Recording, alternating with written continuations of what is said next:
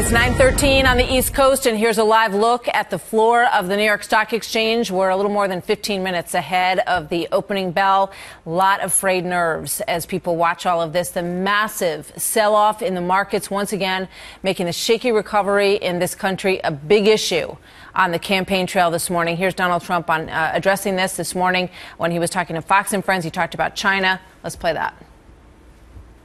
I've been talking about China for years. Because China's going bad, it's going to bring us down, too, because we're so heavily coupled with China. It's really, look, we are being run by people that don't have a clue. They don't know what they're doing. They're totally incompetent. We've got to stop.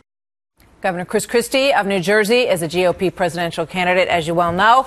Governor, good to have you here Great to be back, this Martha. morning. We're watching this market. Yes. A lot of people very much on edge, scratching their heads and asking themselves, how did we become so dependent on the economy in China in this country? So put yourself in the Oval Office at this moment. What would you do about this situation? Well, first of all, what people need to know is this is a history of failed policies by this president.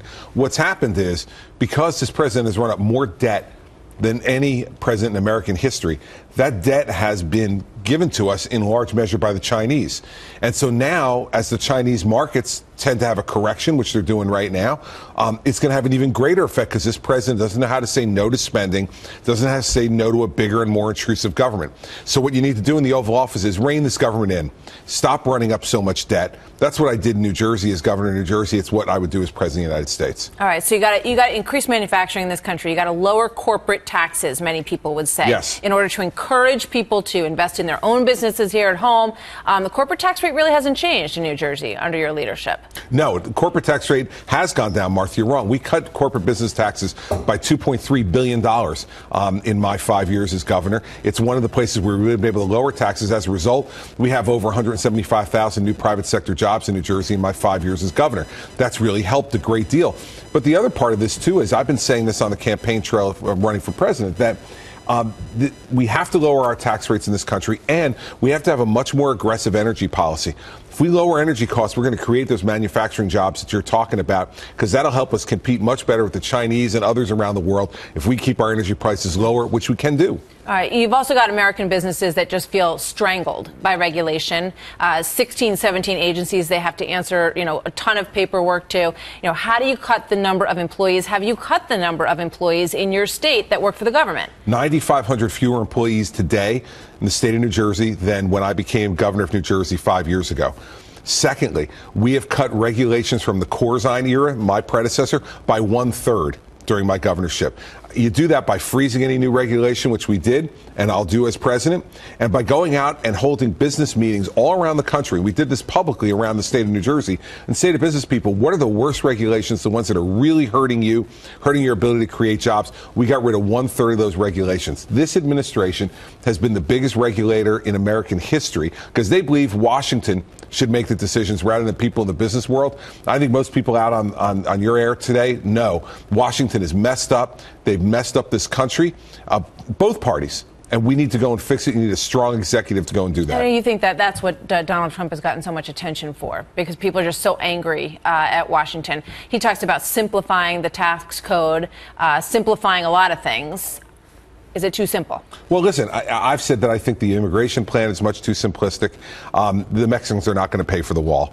I don't care who asks them to do it. They're not going to pay for the wall that Mr. Trump wants to build. But regardless of that, here's the thing. You need to simplify the tax code. I put out a plan to do that. We need to get rid of regulation. I put out a plan to do that. The fact is that I've been speaking truth to power in New Jersey for the last 5.5 years.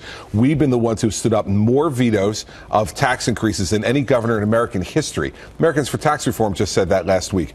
Over 400 vetoes, all of which have been sustained. That's the kind of effort you need to bring, and you need to know how to do it. Right. I've done it in New Jersey. Let's take a look at your new ad, which changes the topic here a bit. Let's show that, a little bit of it. ISIS beheading Christians, Iranian radicals, and nuclear weapons. Now, Hillary Clinton thinks the law doesn't apply to her. Really? We need a strong law enforcer as president. Someone who says what he means and means what he says. We can do it. Let's make America a leader again. I'm Christie, and I approve this message. Hillary Clinton says this investigation is not about me. It's about mechanics and machines, and now there might be a second server we're hearing. Where do you think this goes for her? How does this how does the FBI handle this? Well, this is a real big problem for her. And as a former federal prosecutor, I'm the only person running for president who knows how this works and could do this the right way in the White House. The fact is, first we need to know, why did she have a private email server, and why was she conducting all of the government business over that private email server? She thought it'd be easier. Well, you know what? That's not what the law says, Martha. The law says you're supposed to conduct official business over your official email address so they can protect the secrets of the United States. That's the second piece of this. How did she handle classified information? David Petraeus was prosecuted for this. Sandy Berger was prosecuted for this. Hillary Clinton very well may be prosecuted for this, and at the least, the FBI should be aggressively investigating her, and I believe that's what they're doing today. The fact is that Mrs. Clinton's arrogance is rooted in this idea. She doesn't want to answer any questions. Answer questions. Why did you have a private email server? This isn't like having a private email account on Google or Facebook or Yahoo to be able to email with your children or with your spouse. This is having a private email server, your own server, and then after it's been subpoenaed by the House of Representatives, she deletes the emails. That's obstruction of justice, Martha. And the fact is, someone needs to hold her account for this. I can't wait to get on the stage next September as a Republican nominee and have a real prosecutor cross-examine Hillary Clinton about what she's done. All right, Governor, thank you. We got to keep it short because we're going to go live to the open of the stock exchange this morning, but we hope you'll come back soon. We Lots more we will. want to talk to you about. Thanks, Martha. Thank you very much for being here today.